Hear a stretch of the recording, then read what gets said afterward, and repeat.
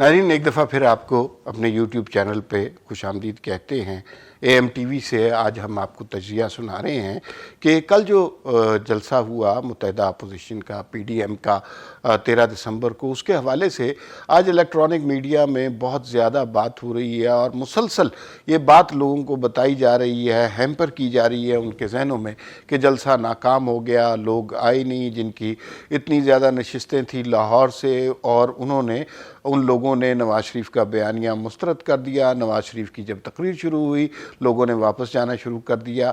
یہ سب کچھ میں آپ کو بڑے وثوق سے بتا رہا ہوں کہ یہ سب کچھ ایک طرح کا سرکاری پروپیگنڈا ہے جو خوف زدہ لوگوں کی طرف سے شروع کیا جا رہا ہے۔ خوف کا یہ عالم ہے کہ ایک نہیں کئی وزراء اور ترجمان لگے ہوئے ہیں مسلسل لوگوں کو یہ بات بتانے کے لیے کہ آپ کا جلسہ ناکام ہو گیا ہے۔ جہاں پہ لوگوں کی ایک بڑی تعداد موجود تھی، اس علاقے کے لوگوں کو یہ بتایا جا رہا ہے کہ آپ لوگ وہاں پر موجود نہیں تھے۔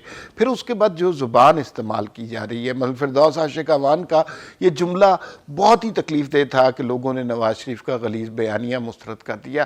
بنیادی طور پہ ایسا کرنے والا کہنے والا خود غلیظ ہوتا ہے اور جو کسی کو گالی دیتا ہے اس کو پڑتی ہے۔ اور فردوس عاشق اعوان جس طرح اسٹیبلشمنٹ کی ٹاؤٹ اور پٹھو بن کر اس وقت بیانات دے رہی ہیں، ان کی صرف یہی کریڈیبلٹی ہے۔ ایک ذرا سی ہوا چلی تو ایسے لوگ آپ کو نظر ہی نہیں آئیں گے۔ یہ صرف سکرینوں پر فیاض الحسن چوہان اور فردوس عاشق اعوان غلاظت بکھیرنے کے لیے آتے ہیں، اور جو لوگوں کے رہنما ہوتے ہیں، سیاسی لیڈر ہوتے ہیں، ان کی توہین کرنے آتے ہیں۔ تو ان کی کوئی زیادہ لائف نہیں ہوتی، ذرا انہوں نے ادھر ادھر ہونا ہے اس حکومت نے، تو پھر دیکھیے گا کہ یہ لوگ اپنی گلیوں میں بھی نہیں جا سکتے۔ دوسری بات جلسے کی ہے۔ جلسے میں کتنے لوگ تھے؟ کیا نواز شریف کا بیانیہ مسترد ہو گیا یا لوگوں نے اس کو قبول کیا؟ پی ڈی ایم مکمل طور پر کامیاب ہوئی یا مکمل طور پر ناکام ہوئی؟ تو اس سلسلے میں تھوڑی سی وضاحت کی ضرورت ہے۔ پہلی بات تو یہ ہے کہ لوگوں کی تعداد کے حوالے سے یہ بالکل ایک کامیاب جلسہ تھا۔ لوگوں کی ایک بڑی تعداد یہاں پر موجود تھی۔ اگر آپ لاہور سے واقف ہیں تو آپ کو پتا ہوگا، اور میری اس وقت کچھ رپورٹر سے بات بھی ہوئی، کہ مینار پاکستان کا وہ گراؤنڈ بھرا ہوا تھا۔ اب ہوتا یہ ہے کہ میڈیا نے دن کے وقت، اور یہ بات آپ کو سمجھنی چاہیے، میڈیا نے دن کو فوٹیج بنا لی، اس وقت خالی کرسیاں تھیں، دن میں خالی کرسیاں ہی ہونی تھی، سارا دن وہ فوٹیج چلتی رہی اور لوگوں کو بتاتے رہے جلسہ خالی ہے۔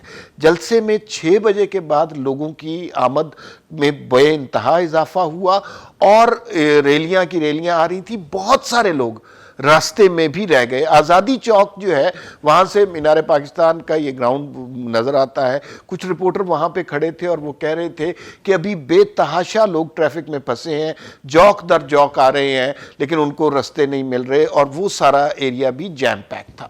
لوگوں کی تعداد اچھی خاصی تھی اور وہ نواز شریف کو سننے آئے تھے، پی ڈی ایم کو سننے آئے تھے۔ جو تقاریر ہوئیں، جو بیانیہ پیش کیا گیا، فرینکلی سپیکنگ اس میں کوئی آپس میں اختلاف نہیں نظر آیا۔ یہ نہیں ہوا کہ کے پی کے والے کچھ کہہ رہے ہیں اور پنجاب والے کچھ اور کہہ رہے ہیں اور بلوچستان والے کچھ کہہ رہے ہیں، لیکن یہ ہر جلسے کے ساتھ ایک قدم اپنے بیانیے میں آگے بڑھتے ہیں۔ جیسے کل مریم نواز نے جسٹس کھوسا کا نام لے لیا، نواز شریف نے نام نہیں لیے لیکن ان کا جو ہے کچا چٹھا کھول کے بتا دیا۔ پھر بلوچستان سے جو لوگ آئے وہ کہہ رہے ہیں کہ 10,000 لوگ مسنگ ہیں ہمیں۔ اب پنجاب والوں کو یا ساری دنیا کو اس طرح کی خبریں نہیں ملتی۔ کے پی کے والے رو رہے ہیں کہ دہشت گردی کی جنگ ہم پہ مسلط کی گئی، ہمیں ہی دہشت گرد قرار دیا گیا، ہمیں ہی مارا جاتا ہے۔ کتنے بچے یتیم ہو گئے، کتنی عورتیں بیوہ ہو گئیں، کتنی مائوں کے لخت جگر ان سے چھینے گئے۔ تو یہ وہ سارا بیانیہ پی ڈی ایم کا وہیں پہ نظر آیا، بلکہ ایک قدم اس سے آگے بڑھتے ہوئے نظر آئے، اور سب نے یہی بات کی کہ اب جو آگے بات ہوگی وہ اسلام آباد جا کر ہوگی، اور اسلام آباد مارچ کا ان کا ارادہ پکا نظر آ رہا ہے۔ یہ بھی بہت بات ہو رہی تھی کہ یہ مارچ اسلام آباد کی طرف ہوگا یا راولپنڈی کی طرف ہوگا۔ ابھی تک جو سب لوگوں نے بات کی ہے وہ اسلام آباد مارچ کی ہے، لیکن اسلام آباد اور راولپنڈی میں بہت زیادہ فاصلہ نہیں ہے، یہ جڑواں شہر ہیں۔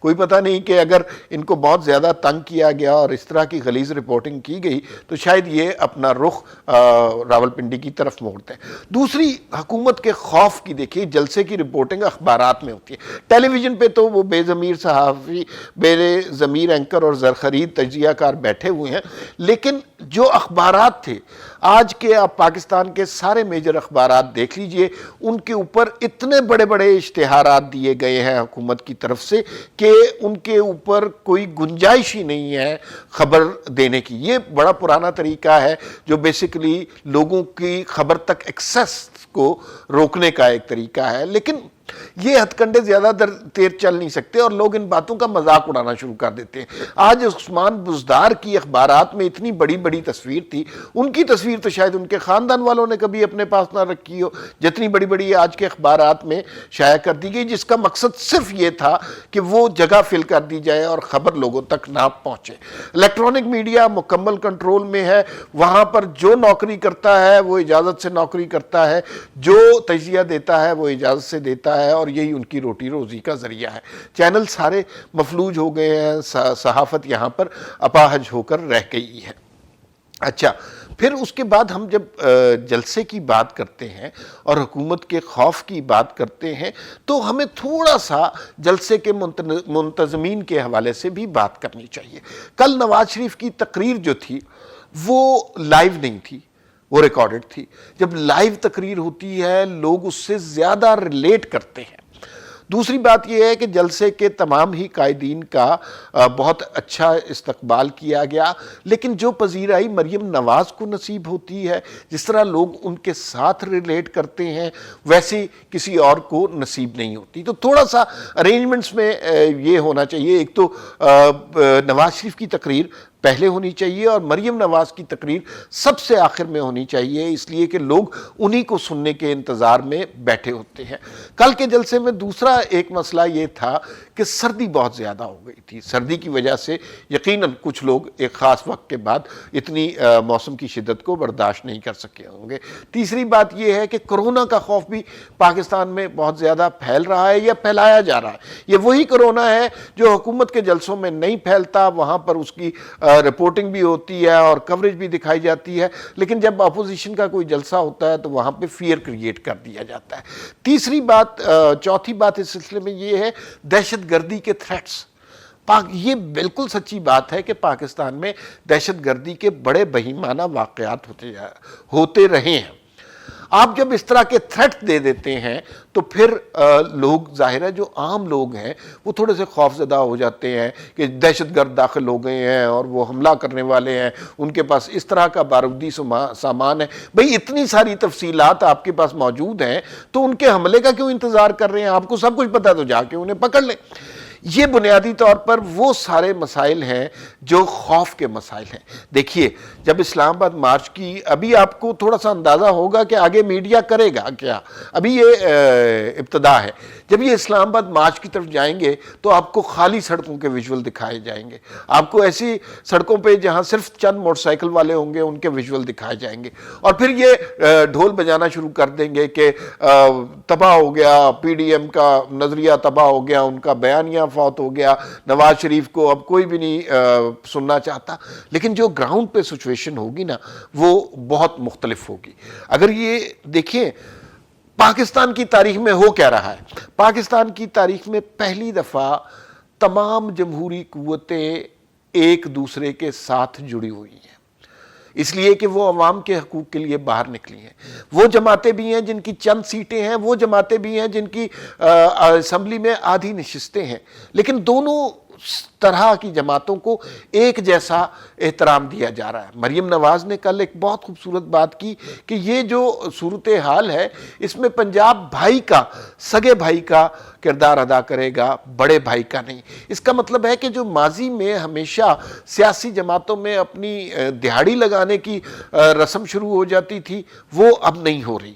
اب یہ سارے ایک بیانیے پر متفق ہیں، اور جس طرح کا مارچ یہ پلان کر رہے ہیں اس میں لوگوں کی بہت زیادہ تعداد شریک ہوگی۔ لیکن میں آپ کو پھر یہ کہہ رہا ہوں کہ مارچ کی نوبت مجھے آتی ہوئی کم نظر آ رہی ہے۔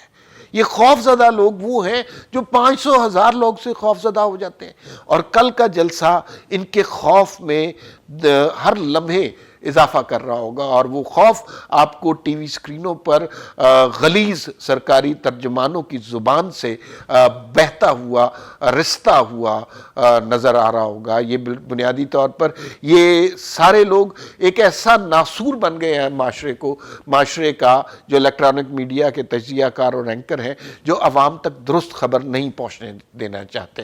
درست خبر یہ ہے، کل کا جلسہ ایک کامیاب جلسہ تھا، نواز شریف کا بیانیہ لوگوں کے دلوں میں اب دھڑکتا ہے۔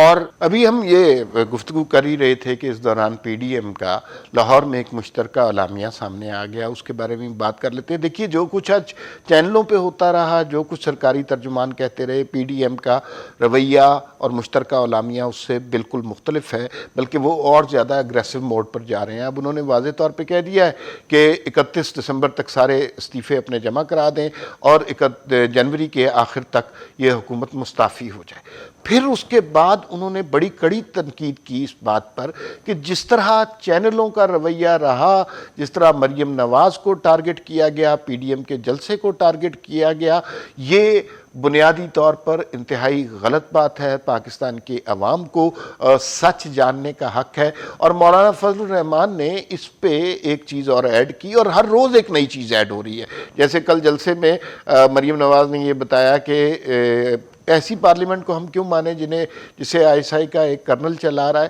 آج مولانا فضل الرحمان نے جو الزام لگایا وہ یہ کہا کہ آئی ایس پی آر بنیادی طور پر چینلوں کو کنٹرول کر کے غلط رپورٹنگ کر رہا ہے، اور اس میں ایک رپورٹر نے سوال بھی کیا، انہوں نے کہا کہ آپ جنرل قمر جاوید باجوہ صاحب سے مطالبہ کرتے ہیں کہ وہ آئی ایس پی آر کو سمجھائے، تو مولانا فضل الرحمان نے کہا جو لوگ یہ کر رہے ہیں انہیں ہی یہ سمجھانا چاہیے۔ تو پی ڈی ایم کے موقف میں کوئی تبدیلی نہیں آئی، وہ بڑے خوش ہیں اپنے جلسے کے بارے میں، اپنے بیانیے کے بارے میں، اور انہوں نے ایک اور بات بھی کی کہ یہ صرف ایک جلسے جلوس کا جو ہے اتحاد نہیں ہوگا، یہ مستقبل میں ایک انتخابی اتحاد کی صورت بھی لے سکتا ہے۔ ہر روز پاکستان میں نئی باتیں سامنے آ رہی ہیں، پی ڈی ایم اب اسٹیبلشمنٹ کے بالکل سامنے آ گئی ہے، اور اس ایکویشن میں سے عمران خان کہیں باہر نکل گئے ہیں۔ اگر یہ لانگ مارچ ہو گیا تو میں آپ کو یہ بتا سکتا ہوں کہ یہ وہ والی تاریخ لکھی جائے گی جس تاریخ کو یہ مینار پاکستان منٹو پارک میں پاکستان کی قرارداد پیش کی گئی تھی۔ اس طرح اب ایک پاکستان تو بن گیا، اب ایک جمہوری پاکستان کی بنیاد رکھی جائے گی۔ یہ پی ڈی ایم کا، پاکستان کی سیاسی جماعتوں کا بہت بڑا پاکستان کے عوام پر احسان ہوگا۔